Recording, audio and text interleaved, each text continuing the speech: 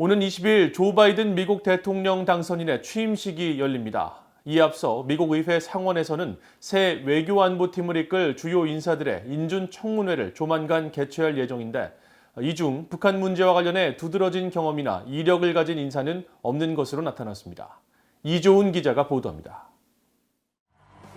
조 바이든 미국 대통령 당선인은 앞으로 4년을 이끌 행정부의 첫 외교안보팀 내각으로 국무장관의 토니 블링컨 전 국무부 부장관을, 국방장관에는 로이드 오스틴 전 중부사령부 사령관, 국가정보국장은 에브릴 헤인스 전 중앙정보국 CIA 부국장을 지명했습니다. 린다 토머스 그린필드 전 국무부 차관보는 유엔 주재 미국 대사로, 국방부 부장관에는 캐슬린 힉스 전 국방부 정책 담당 수석 부차관을 내정했습니다. 이들 대부분 과거 오바마 행정부에서 일을 했던 인사들로 민주당의 미국의 리더십 보강과 외교와 동맹 강화라는 외교 정책에 기반을 둔 인사로 평가됩니다. 북한 문제와 관련한 경험이나 이력은 두드러지진 않습니다. 블링컨 지명자의 경우 2015년에서 2017년 오바마 행정부에서 활동하며 순위파 무장단체 ISIL 격퇴와 아시아 재균형, 글로벌 난민 위기에 있어 외교를 이끄는 것을 도왔다고 바이든 인수인계팀은 강조했습니다. 블링컨 전 부장관은 그동안 언론 인터뷰 등을 통해 북핵 문제 해결을 위한 지속적인 외교와 동맹국과의 공조, 경제적 제재 강화와 북핵 문제의 단계적 접근법을 강조해왔습니다.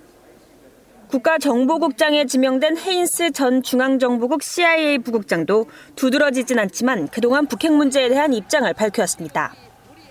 Just watching the process, where we got to was essentially to say a phased approach is really the only path that seems likely to be possible to get to where we want to go without having a massive conflict.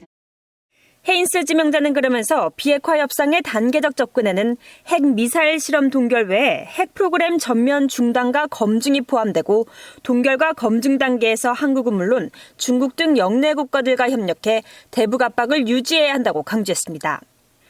첫 여성 국방부 부장관에 지명된 힉스 전 수석부차관은 오바마 행정부 시절 아시아 중시 정책에 관여했고 싱크탱크 기고문 등을 통해 주한미군 유지의 중요성과 북핵 문제 해결을 위한 다자 조율, 동맹 공조를 강조해왔습니다. 흑인 최초로 국방장관에 지명된 오스틴 전 중부사령관은 주로 유럽과 중동 지역에서 근무해 미중 경쟁 국면에서 아시아 경험이 부족하다는 지적이 나오지만 반면 합참차장을 역임해 문제가 없다는 분석도 있습니다. 민주당 상원 의원들은 이들 지명자들에 대해 미국의 전통적 리더십을 복원할 경험 많은 베테랑이라며 무난한 인준을 기대하고 있지만 공화당 내 일부 상원 의원들은 높은 학력과 이력은 있지만 실패한 워싱턴 주류라고 비판하며 험난한 인준 과정을 예고하고 있습니다.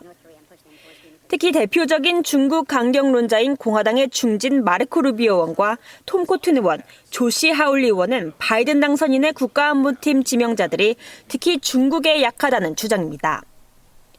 통상적으로 상원은 새 행정부 출범 직전 주요 국가안보팀 지명자 인준을 완료합니다.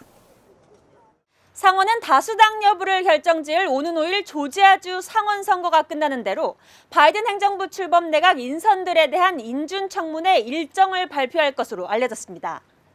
VA 뉴스 이조은입니다.